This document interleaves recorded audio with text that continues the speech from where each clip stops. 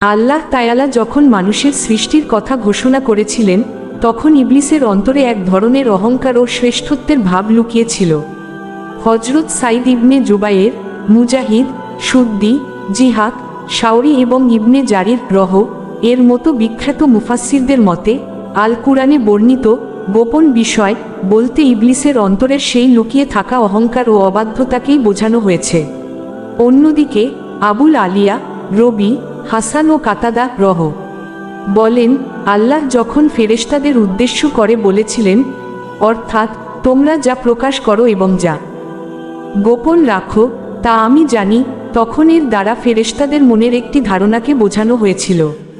ফেরেশতারা মনে মনে ভেবেছিলেন, আমাদের প্রতিপালক এমন কোনো সৃষ্টি তৈরি করবেন না যা আমাদের চেয়ে বেশি জ্ঞানবান ও মর্যাদা সম্পন্ন হবে। সিজদার আদেশ ও ইবলিসের অবাধ্যতা। এরপর আল্লাহ তাআলা ফেরেশতাদের আদেশ দিলেন। পবিত্র কুরআনের সূরা বাকারার 34 নম্বর আয়াতে আল্লাহ বলেন, যখন আমি ফেরেশতাদের বললাম তোমরা আদমকে সিজদা করো, তখন ইবলিস ছাড়া সকলেই সিজদা করল।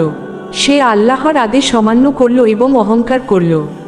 আল্লাহ তাআলা হযরত আদমকে সিজদা করার জন্য ফেরেশতাদের যে নির্দেশ দিয়েছিলেন, তার পেছনের মূল রহস্য ছিল এর প্রতি এক বিরাট সম্মান ও উচ্চ মর্যাদা প্রদর্শন করা। আল্লাহ তাআলা হযরত আদমকে নিজের কুদরতি হাতে সৃষ্টি করলেন এবং তারপর তার মধ্যে পবিত্র রূহ আত্মা ফুঁকে দিলেন। এরপরই তিনি ফেরেশতাদের আদেশ করলেন আদমকে সিজদা করার জন্য, যেমনটি সূরা হিজরের 29 নম্বর আয়াতে বর্ণিত হয়েছে। যখন আমি তাকে সুঠাম করব এবং তাতে আমার রূহ সঞ্চার করব, তখন তোমরা তার প্রতি সিজদাবনত হও। হযরত এর 4টি বিশেষ মর্যাদা। এই ঘটনার মাধ্যমে হযরত আল্লাহর পক্ষ থেকে 4টি অনন্য ও বিশেষ মর্যাদা লাভ করেন। 1. আল্লাহ তাআলা তাকে নিজ কুদরতি হাতে সরাসরি সৃষ্টি করেছেন। 2. তার দেহের মধ্যে আল্লাহ নিজের পক্ষ থেকে রূহ ফুঁকে দিয়েছেন।